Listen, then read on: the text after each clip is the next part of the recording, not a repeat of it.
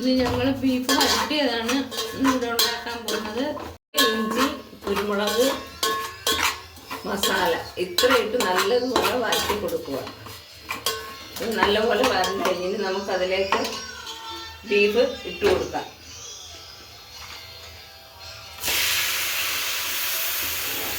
നമ്മൾ മുളക് പൊടി, മല്ലിപ്പൊടി, ഇഞ്ചി, വെളുത്തുള്ളി, കുരുമുളക്, മസാല, മഞ്ഞപ്പൊടി ഇത്രയും കൂട്ടുകളും ഇട്ട് നല്ലപോലെ അരപ്പ് നമ്മൾ വരട്ടി, എന്നിട്ട് നമ്മൾ അതിലേക്ക് ഇറച്ചി ഇട്ട് കൊടുത്ത് നല്ലപോലെ വരട്ടി ആവശ്യത്തിനുള്ള വെള്ളം ഒഴിച്ചിട്ട്, ഞങ്ങൾ ചാറല്ല വെക്കുന്നത്, വരട്ടിയാണ് വെക്കുന്നത്.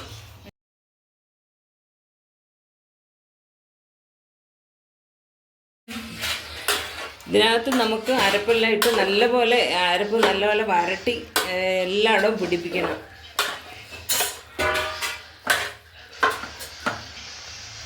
അരപ്പെല്ലാം പിടിച്ചു കഴിഞ്ഞ് ഇനി ആവശ്യത്തിന് നമുക്ക് വെള്ളം ഒഴിച്ച് വേവിക്കണം.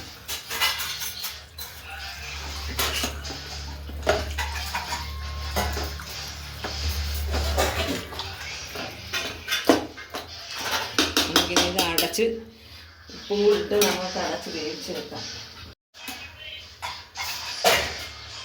ആവശ്യത്തിനുള്ള ഉപ്പിട്ട് കൊടുത്ത് നമുക്കിനി ഇത് നല്ലപോലെ അടച്ചു വെച്ച് വേവിച്ചെടുക്കാം. ഈ ഇറച്ചിക്കിടാനുള്ള ഉള്ളി നമുക്ക് വരട്ടിയെടുക്കണം. അതിനായിട്ട് ആദ്യം വെളിച്ചെണ്ണ ഒഴിക്കാം.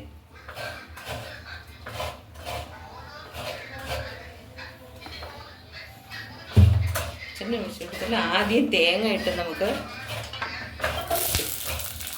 മൂപ്പിച്ചെടുക്കാം. ഒത്തിരി മൂക്കണ്ട, ചെറിയ കളറ് നന്നായി.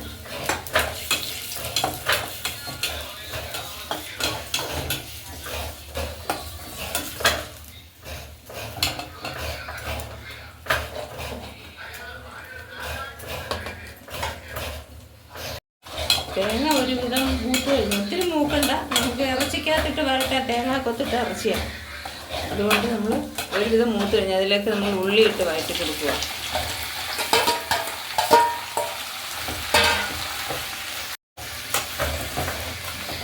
ഉള്ളി, തക്കാളിപ്പഴം,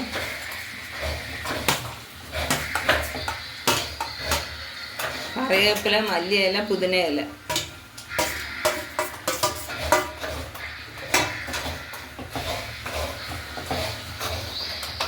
ബീഫിൻ്റെ വെള്ളമൊക്കെ നല്ലപോലെ ഒരുവിധം വറ്റിക്കഴിഞ്ഞ് നമുക്ക് ഇതിനകത്ത് ഉള്ളിയിട്ട് നല്ലപോലെ വരട്ടിയെടുക്കണം. എന്നിട്ട്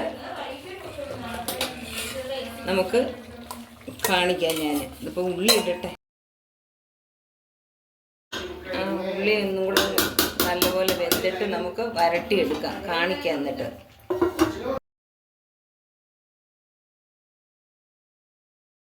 ബീഫ് വരട്ടിയത് റെഡിയായി കഴിഞ്ഞു.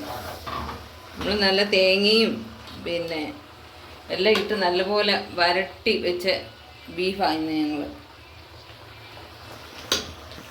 അതിൻ്റെ കൂട്ടത്തിലൊരു അവിയൽ വെച്ചിട്ടുണ്ട്. നല്ല സൂപ്പർ ഒരു അവിയൽ, നമുക്ക് ബീഫിന് ചേരുന്ന ഒരു അവിയലാണ് വെച്ചിരിക്കുന്നത്. പിന്നെ ഒരു പുളിശ്ശേരി കാച്ചിട്ടുണ്ട്.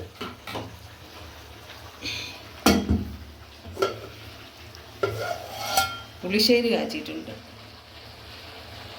നിങ്ങൾക്ക് ഇഷ്ടമായിട്ടുണ്ടെങ്കിൽ ലൈക്ക് ചെയ്യുക, കമൻറ്റ് ചെയ്യുക, സബ്സ്ക്രൈബ് ചെയ്യുക. നമുക്കിത് പാത്രത്തിലോട്ട് വിളമ്പാം. നിങ്ങളിത് ലൈക്ക് ചെയ്യാനൊന്നും മറക്കരുത്.